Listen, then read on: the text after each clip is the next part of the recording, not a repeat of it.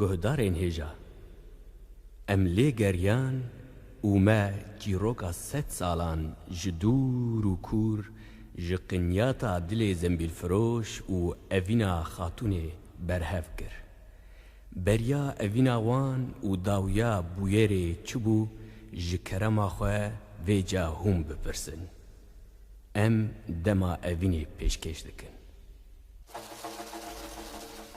زميلفروش زميلاتينا دلالون زميلاتينا قولان قولان تقرينا كانوا داني في دسنينا صاروا كان في دبنينا قابا او زميلاتينا قابا او زميلاتينا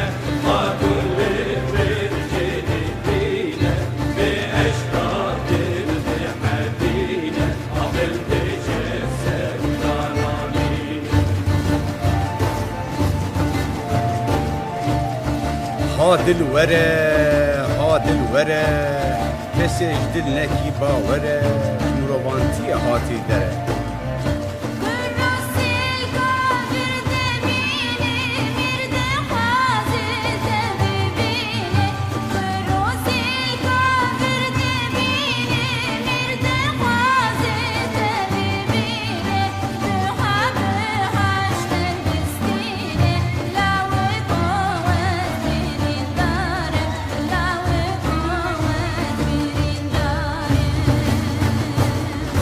خاتونا من الدلالة من به استمرنا المال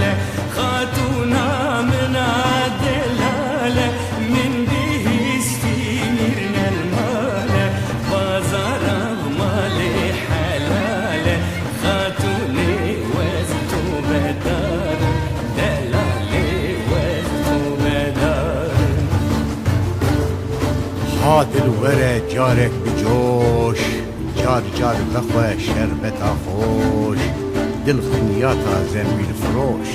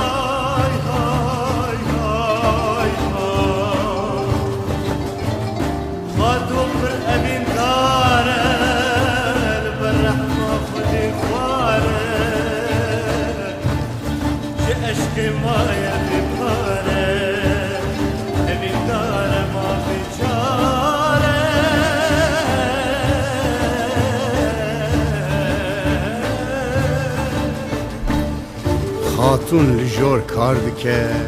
زیر لعنیه وار دکه کالین 100 سالان هار دکه